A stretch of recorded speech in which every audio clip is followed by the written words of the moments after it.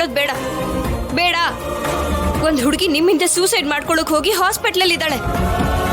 ನಿಮ್ಮಮ್ಮನೇ ಅವ್ರಾಗ phone ಮಾಡಿ ಮದ್ವೆ ನಿಲ್ಸು ಅಂತ ಹೇಳ್ತಿದ್ದಾರೆ. ಆದ್ರೆ ನೀವ್ ಮಾತ್ರ ಅದೇನು ಗೊತ್ತಿಲ್ದಿರೋ ಹಾಗೆ ಏನು ನಡೆದೇ ಇಲ್ಲ ಅನ್ನೋ ತರ ಜಾತಕ ತಗೊಂಡು ಮದ್ವೆ ಮಾಡ್ಕೊಳಕ್ ನಮ್ಮ ಮನೆವರೆಗೂ ಬಂದಿದ್ದೀರಲ್ಲ. ಏನ್ ಮಾಡ್ತಿದ್ದೀರಾ ಸರ್ ನೀವು? ಸ್ವಲ್ಪನಾದ್ರೂ ಮನುಷ್ಯತ್ವ ಅನ್ನೋದು ಇಲ್ವಾ?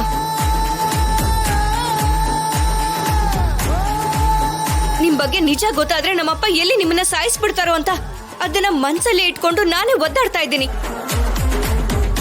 ಅದನ್ನ ನೀವು ಅರ್ಥ ಮಾಡ್ಕೊಳ್ದೆ ಮತ್ತೆ ಪಂಚಾಯಿತಿ ಇಟ್ಟು ನನ್ನ ಮದ್ವೆ ಮಾಡ್ಕೊಳ್ತೀನಿ ಅಂತ ನಮ್ಮ ಅಪ್ಪನ ಹತ್ರ ಡ್ರಾಮಾ ಮಾಡ್ತಿದ್ದೀರಾ. ಇವಾಗ ನಡೆದಿರೋದಕ್ಕೆ ನಮ್ಮ ಅಪ್ಪನ ಮರ್ಯಾದೆ ಉಳಿಯತ್ತೆ ಅಂತ ಅವರು ಅನ್ಕೊಂಡಿರೋದಕ್ಕೇನೆ ನಾನ್ ನಿನ್ ಬಗ್ಗೆ ಏನೂ ಹೇಳಕ್ ಆಗ್ತಿಲ್ಲ.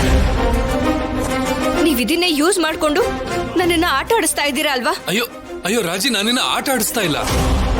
ಅಯ್ಯೋ, ನೀನನ್ನ ತಪ್ಪಾಗಿ ತಿಳ್ಕೊಳ್ಳೋಕೆ ಆ ರಾಕ್ಷಸಿ ಅಸ್ಮಿತಾನೇ ಕಾರಣ, ನಾನಲ್ಲ ರಾಜಿ. ಈಗ ಅಸ್ಮಿತಾ ಸೂಸೈಡ್ ಟ್ರೈ ಮಾಡಿದ್ದು ಅದು ಡ್ರಾಮಾ ಅಂತ ನಾನು ಅನ್ಕೋತೀನಿ.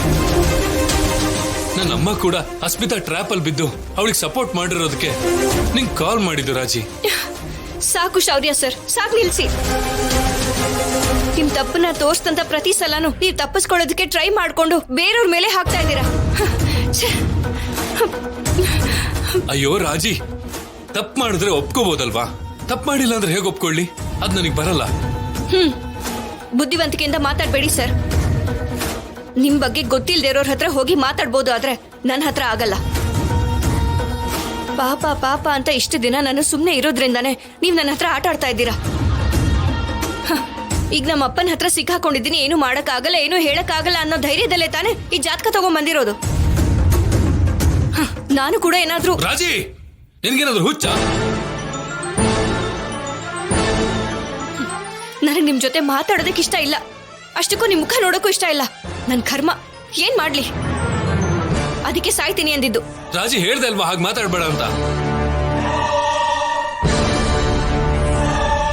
ನಿನಗೆ ನನ್ ಮೇಲೆ ನಂಬಿಕೆ ಇಲ್ಲ ಅಂತಂದ್ರೆ ನನ್ ಜೊತೆ ಇರೋ ಅವಶ್ಯಕತೆನೇ ಇಲ್ಲ.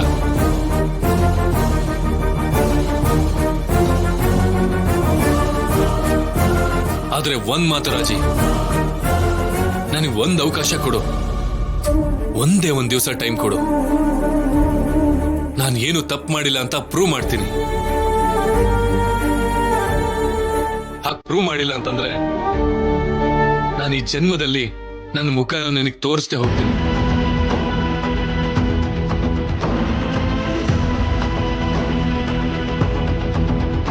ಮತ್ತೆ ಮುಹೂರ್ತ ಇಟ್ಟ ತಕ್ಷಣ ಮದುವೆ ಆಗಿದೆ ಅಂತ ಅಲ್ಲ ಅಲ್ವಾ?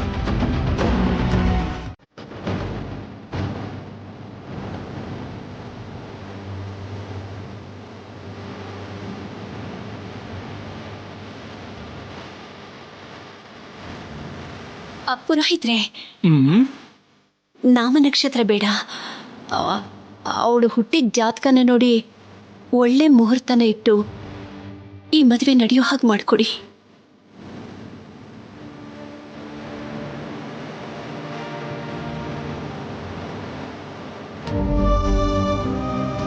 ಅವಳ ತಾಯಿ ಅವಶ್ಯಕತೆ ಇಲ್ಲದೆ ಹೋದ್ರು ಈ ಹೆತ್ತ ತಾಯಿಗೆ ತನ್ನ ಮಗಳು ಚೆನ್ನಾಗಿರ್ಬೇಕು ಅನ್ನೋದೇ ಮುಖ್ಯ. ಪುರೋಹಿತ್ರೆ, ಹೇಳೋದನ್ನ ಮರ್ತ್ಬಿಟ್ಟೆ ನಾನು. ಮುಹೂರ್ತ ತುಂಬಾ ಹತ್ರದಲ್ಲೇನು ಬೇಡ, ಸ್ವಲ್ಪ ಕಾಲಾವಕಾಶ ಕೊಟ್ಟು ಇರೋ ಹಾಗೆ ಮುಹೂರ್ತ ನೋಡಿ. ಎಷ್ಟು ದಿನದಲ್ಲಿ ನೋಡಿ ಅಂತ ಹೇಳ್ತೀರಮ್ಮ? ಒಂದ್ 25 ದಿನ ಸಾಕಾಗುತ್ತಾ? ಒಂದ್ 20-25 ಯಾಕೋ ಸಾಲಲ್ಲ ಅನ್ಸುತ್ತೆ. ಇನ್ನೂ 1-2-3 ತಿಂಗಳು ಮುಂದಕ್ಕಿಟ್ರೆ ಒಳ್ಳೇದೇನು.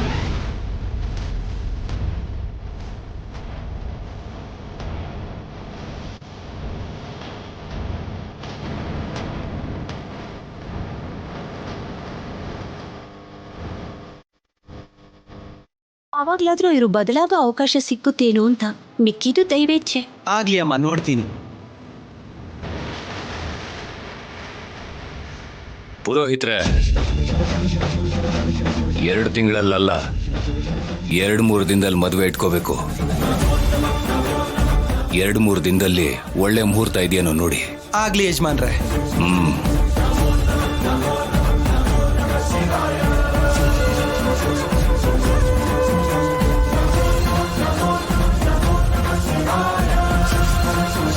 ಯಜಮಾನ್ರೆ ನೋಡ್ದೆ 2 ದಿನದಲ್ಲಿ ದಿವ್ಯವಾದ ಮುಹೂರ್ತ ಇದೆ. ಅಂದ್ರೆ ಗುರುವಾರದ ದಿವಸ ದಿವ್ಯವಾದ ಮುಹೂರ್ತ ಇದೆ.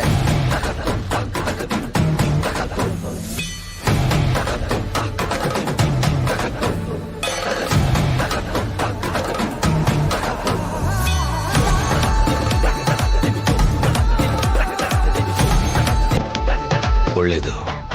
ಹಾಗೆ ಆಗ್ಲಿ ಪುರೋಹಿತ್ರೆ, ಅದನ್ನೇ ಖಾಯಂ ಮಾಡಿ.